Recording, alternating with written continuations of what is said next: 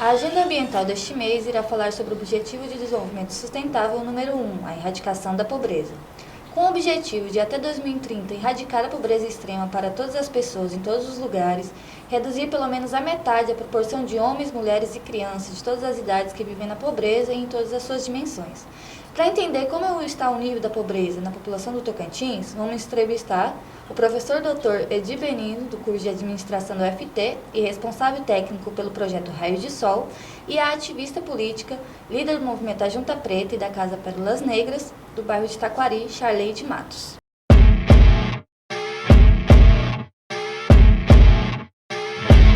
Dando sequência ao projeto ambiental, vamos discutir o item 1, erradicação da pobreza extrema. E para provocar a sociedade em relação a este assunto, convidamos a Charleide Matos, que é ativista política, líder do movimento A Junta Preta e Casa Pérolas Negras, e o professor Dr. Edi Benini, do curso de Administração da UFT e responsável técnico pelo projeto Raios de Sol, né? Então, a primeira pergunta que eu queria fazer é para o professor Dr. Bernini, como o projeto Raios de Sol funciona e que pessoas ele atinge?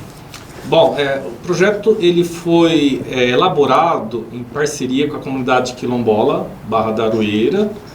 Ele vem do movimento de economia solidária.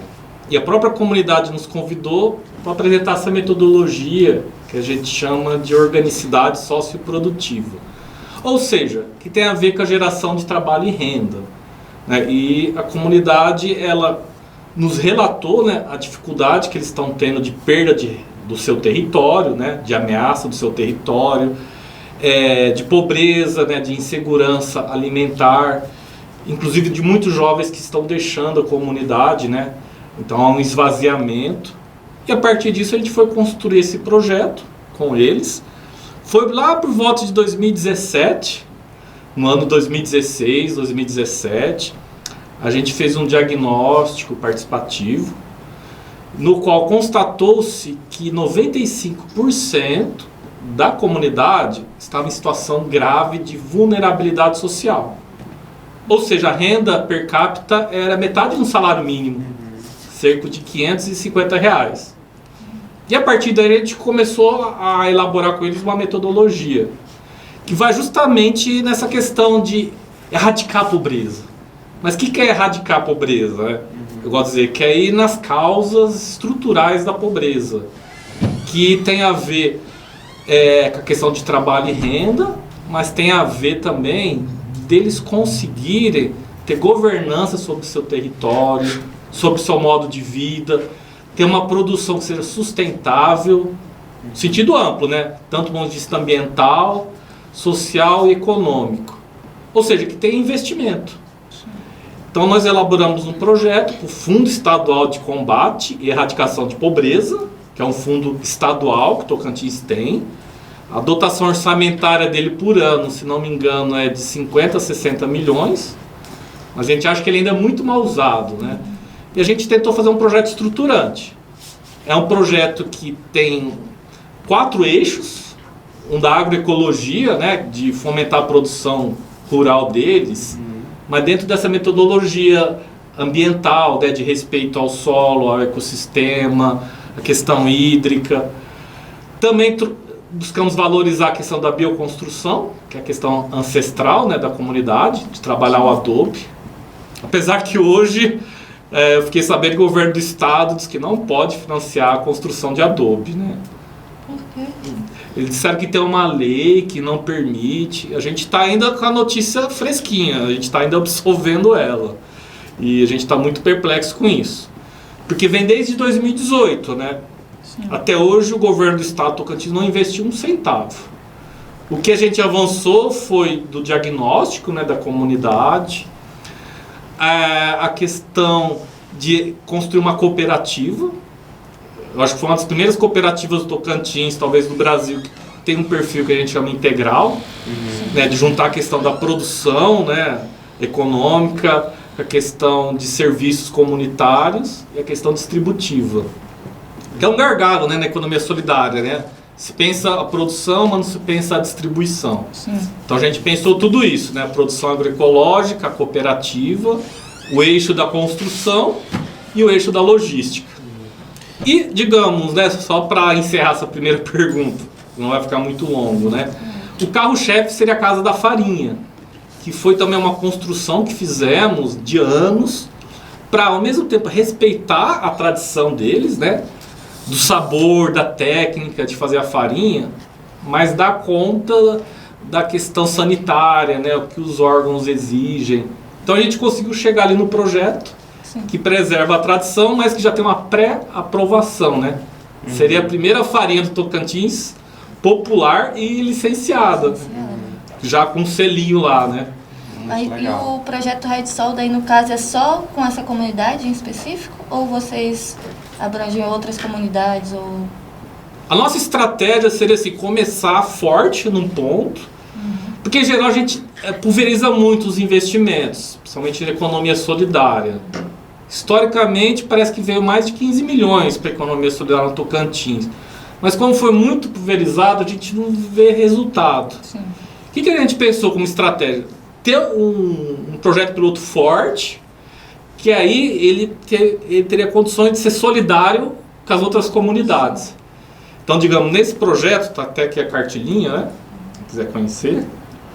A ideia é a gente resgatar uma comunidade... A gente não, né? A gente ter políticas públicas, né? Que consigam retirar uma comunidade da situação de pobreza, ao tal ponto que eles possam também auxiliar outras pessoas também a sair da pobreza. Seria a contrapartida deles, né? Então, um segundo momento, um processo de apoio a outras comunidades, a outros empreendimentos solidários. Criar essa espécie, por isso que chama Raios de Sol, né? Irradiar solidariedade. Sim, e vindo como um exemplo, né? Porque daí as pessoas podem estar indo até a comunidade, vendo que está funcionando, que está fluindo, e tá praticando isso nas suas comunidades próprias, né? Exatamente, esse efeito demonstrativo. Isso é muito importante. Sim, porque às vezes a pessoa pode escutar o planejamento, tudo, ver, mas se não vê que está funcionando, às vezes não quer pegar para si, né? Mas depois que já está funcionando, que vê que tá dando certo, tem mais chances, né, da galera pegar e fazer também nas suas comunidades próprias, né? Exatamente. Eu até jogar essa pergunta depois para a Chaleide, se ela concorda comigo. Porque um dos aspectos que eu acho pior da pobreza, é claro que eu falo como militante, como pesquisador, não quem viveu da pobreza, é as pessoas não acreditarem na sua própria capacidade, né? Elas terem sua autoestima tão degradada, né? Elas não acreditarem que elas podem superar, que elas têm esse direito, né, de superar essa situação. Pois bem, Chaleide, né? Nos conte mais sobre o projeto A Casa das Pérolas Negras, né? Que a gente ficou sabendo que vocês tiveram várias ações durante a pandemia. Eu queria que você nos contasse um pouquinho mais como vocês ajudaram as pessoas que estavam em isolamento social.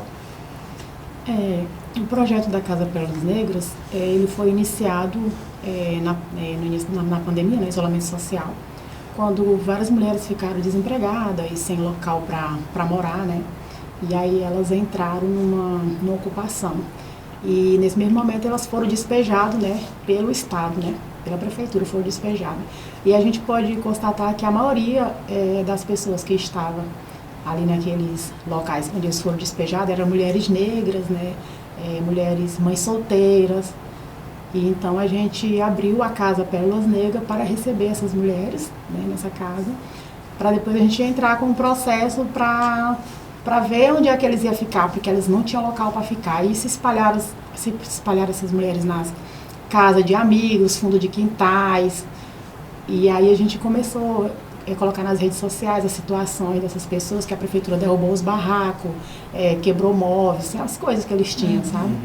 Começou a colocar nas redes sociais, aí a gente teve muita ajuda do movimento social, das mulheres feministas, ainda ajudaram muita gente. E aí fizeram doação de roupa, de calçado. Isso foi bem antes que elas não tinham nem um auxílio emergencial ainda, que no isolamento social essas mulheres que estavam vulneráveis ficou mais ainda, né?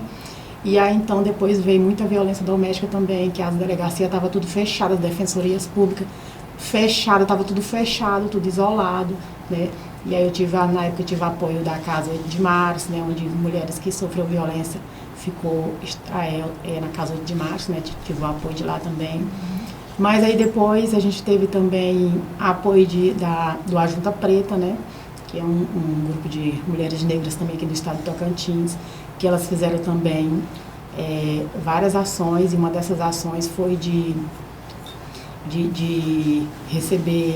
fazer uma campanha sobre pobreza menstrual, mas entre itens também de higiene pessoal, sim, como sabonete, creme dental, escova de dente, shampoo, condicionador, né, absorvente. E aí a gente fizemos essas ações lá no bairro, né. Aí também tivemos outras doações também de outros órgãos, né, que ajudou muito a gente, né, e a gente conseguiu, né, amenizar a fome ali de muitas pessoas. Só que agora acabou, né, a pandemia, assim, acabou, aí a gente agora continua com um projeto lá, só que mais na parte agora educativa, né. Nós temos o bazar, onde a gente recebe roupas, né, de doações, e a gente vende as roupas para poder manter a casa, né, que é na água, luz, né, internet. E a gente tem uma biblioteca, conseguimos montar uma biblioteca, até colocamos o nome da biblioteca de Carolina Maria de Jesus, né? E a gente faz um grupo de estudo todos os sábados pela manhã, né, de um livro, né? Algumas partes de livros, livro de mulheres negras, né? Com livros escritos por mulheres negras, né? E a gente está mais nessa parte da educação agora, né? E também, de vez em quando, tem alguns eventos, como diz, o Julho das Pretas ou Novembro Negro, a gente faz também uns eventos também, a gente faz curso, né, de corte de cabelo, corte de costura. Sim. Aí a gente faz algumas oficinas nessas datas, que é o Julho das Pretas e o Novembro Negro. E isso ajuda a tirar as pessoas da pobreza, né? Porque ensina as pessoas a terem a serem mais independentes, não é? Isso aí, esses que a gente faz nesses 2 meses, que é julho e novembro, isso aí a gente ensina as pessoas, né, para eles poderem ter mais uma liberdade para trabalhar fora, né, ter uma renda. Uhum. Nesses casos dessas mulheres que sofrem violência, elas poderem ter algo que elas podem criar sua própria renda independente, isso, né, e poder sair dessas situações, né, é extremamente importante. E aí eu queria perguntar aqui também para vocês, dentro do estado de Tocantins, mais especificamente em Palmas, nas regiões periféricas, que você falou que é de Taquari, não é? Como é que vocês avaliam a pobreza dentro das periferias? Pode ser para você. Como que eu avalio a pobreza dentro da periferia? Eu avalio que o Estado, né, o governo, a prefeitura, o Estado em geral, entendeu? Eles não estão olhando para as situações das pessoas periféricas, quilombolas, né, LGBT, que são essas pessoas, né, as mulheres negras, né, ribeirinhas, essas pessoas que estão abaixo da linha da pobreza, são essas pessoas que tem pesquisa, que as pesquisas apontam que são essas pessoas. Então, eles não estão dando nenhuma expectativa de vida, não tem nenhum projeto. Tem essa agenda aí, falta o quê? Falta 6 anos e meio. 6 anos e meio, essa agenda, né? Agenda da ABS, né? Agenda ambiental. 2030. Isso, 2030, falta 6 anos e meio. O que o Estado está fazendo? Está entendendo? E o que precisa para pelo menos ter o caminho, né? Eu acredito que o caminho seria o quê? Seria a regularização da latifundiária das terras, reforma agrária, entendeu? E também, bolsas para as crianças e adolescentes que fazem cultura e esporte, dá uma bolsa, vamos dizer, de R$400 para essas crianças fazerem essas culturas, esses esportes, que essa bolsa já daria para eles poderem comprar o alimento, né, para eles, né, e regularizando as terras, investir os bancos ali, investir na agricultura familiar, né, investir na agricultura familiar, nas hortas de quintais, horta de comunidade, diminuiria, né, essa falta de alimento, né, nessas comunidades, entendeu? Então eu acho que isso seria, né, o caminho, né. Só que pelo que eu vejo, né, o Estado, ele está só criando as leis para beneficiar o agronegócio, né, isso me preocupa muito, porque tem até uma lei agora, que foi Teve o Refis agora, né? Tem uma lei, como é que é o nome Para da lei? regularizar as pendências. Tem uma lei que é uma lei tipo da grilagem, só que é do estado do Tocantins, não é aquela geral que foi criada pelo Bolsonaro. É uma do estado do Tocantins, ela é local, né?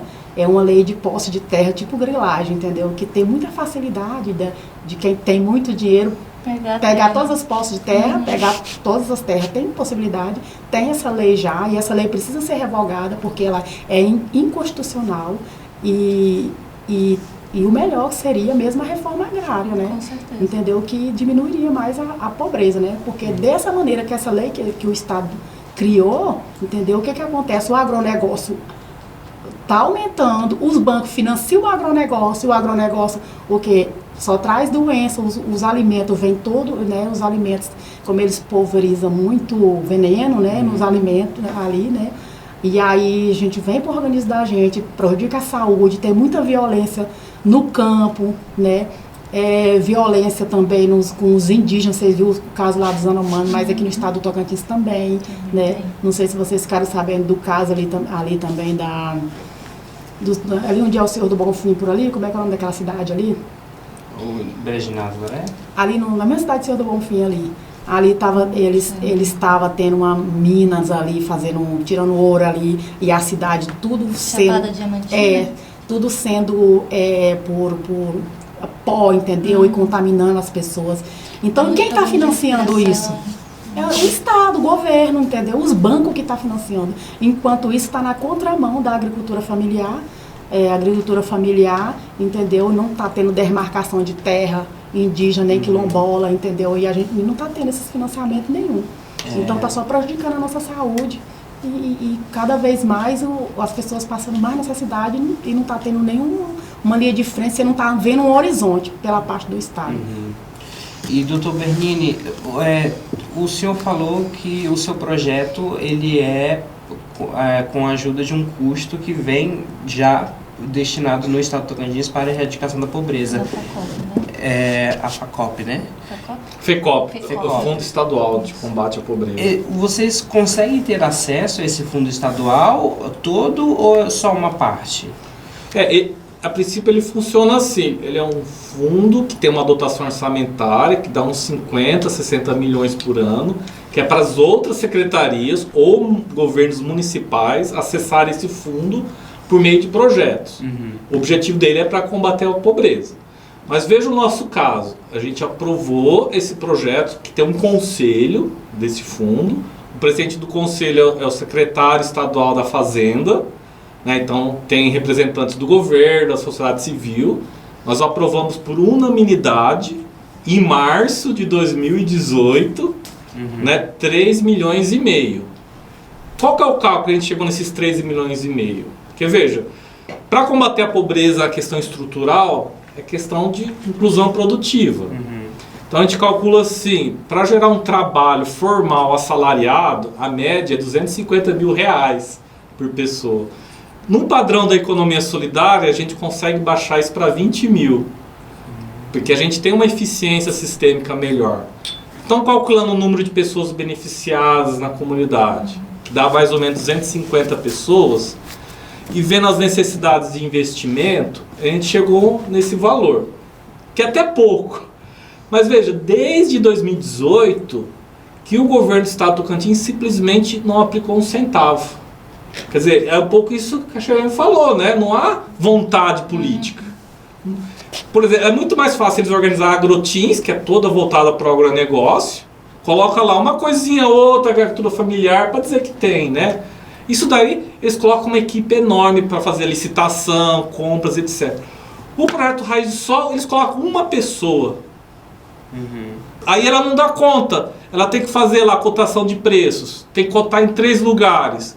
Tem validade de 3 meses. Quando ela terminou de cotar no lugar, já venceu o prazo.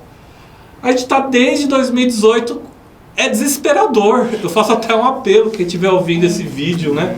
A gente tem a metodologia, a gente mobilizou gente da UFT, da Unitins, do IFTO, da Escola Família Agrícola de Porto Nacional, do Movimento de Economia Solidária. Foi mais de 50 pessoas. Foi um trabalho de 3 anos na comunidade. Ainda não chegou lá e falou assim, ó, aqui para vocês, né? Como muita gente... Toda uma construção, formação cultural, o pessoal do curso de teatro, né? O professor Gustavo, a professora Thaís ajudou demais a gente. A área jurídica, né? Vários professores ajudaram a gente a ver o estatuto da cooperativa. Nossa, foi um esforço de muita gente. Mas o governo do estado do Tocantins não prioriza o combate à pobreza. E não tem ninguém dentro da secretaria que possa ou fiscalizar isso, ou dar um apoio? Seria o próprio conselho. A gente está pedindo uma nova reunião, também desde o ano passado. Porque no caso, desde que vocês foram aprovados, até hoje vocês nunca tiveram acesso a esse dinheiro para estar fazendo o projeto. Mas o projeto continua existindo sem o dinheiro? A gente preparou, digamos, às vezes um recurso ele vem sem um devido preparo do local, né? A gente preparou toda a comunidade, criamos uma cooperativa, ela foi registrada na junta comercial, fizemos atividades de formação cultural, fizemos um diagnóstico daquele território de 1.000 hectares, análise do solo, análise hídrica, aonde que poderia ser melhor para plantar, fizemos um projeto da Casa da Farinha. Inclusive foi a prefeitura aqui do Campos de Palmas que nos ajudou, né? Agradeço demais a eles. Fizeram o projeto arquitetônico, hidráulico, elétrico. Conseguimos lá de São Paulo o projeto da cooperativa, a planta baixa. Mas chegou um ponto que precisava ter um investimento. Sim, para dar continuidade, né? Exatamente, que é construir a sede da cooperativa, comprar o trator, comprar o caminhão, comprar os insumos. A gente pensou de uma forma de ter investimentos produtivos para que não só eles rompessem o ciclo da pobreza, como eles pudessem depois avançar em outras parcerias, né? Mas faltou o nosso parceiro, né? Governo do Estado do Tocantins. Nunca chegou o investimento. Nunca chegou. Enfim. Mas basicamente é isso mesmo. Eu queria que vocês pudessem aí dar suas considerações finais. Sobre o assunto.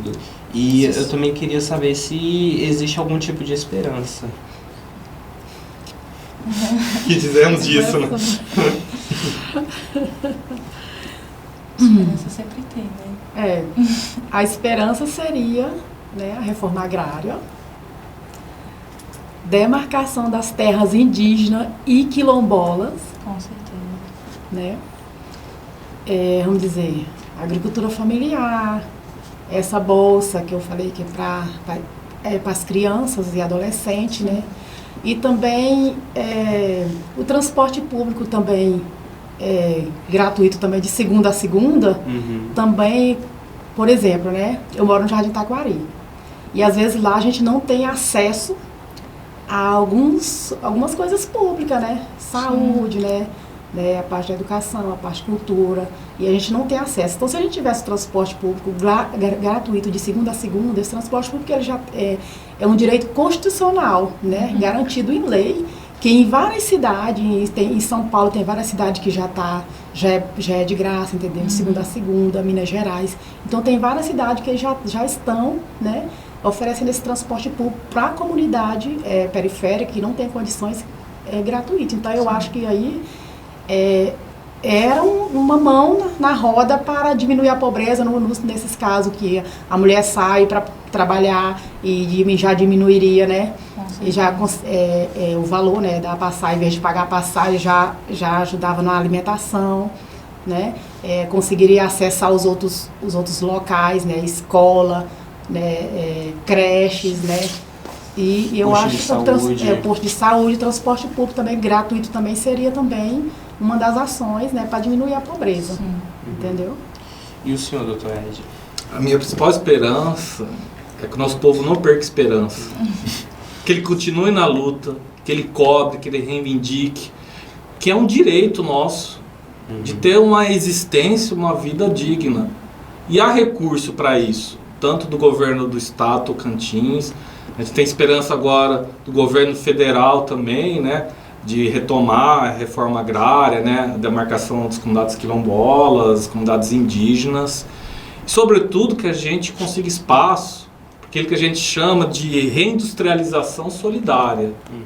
Ou seja, não apenas investir na forma tradicional, né, perdão da palavra, capitalista, né? Sim. Você vê, Campos Não tá dando Limpos. certo, né? É, o lugar que mais se investe em agronegócio no Tocantins é o que tem o pior IDH. Por quê? Porque o agronegócio fabrica ricos. Escravidão, Sim, né? Tem a é. escravidão. Reproduz a escravidão. Escravidão, né? Uhum. Então o investimento tem que ir direto para a população que passa fome, que está em E situação a de soja pobreza. não mata a nossa fome, né? É. Nós se alimenta da agricultura familiar. Nem soja, Arroz, nem milho, nem... feijão. E, a, Entendeu? e a carne que a gente consome, ela vem de pequenos produtores, não Isso. vem de Soja vai pra fora. fora. Ela só Soja destrói, e né? milho. Transgênica de você. Enfim, muito obrigado, agradeço a todos pela participação. Muito obrigada, gente.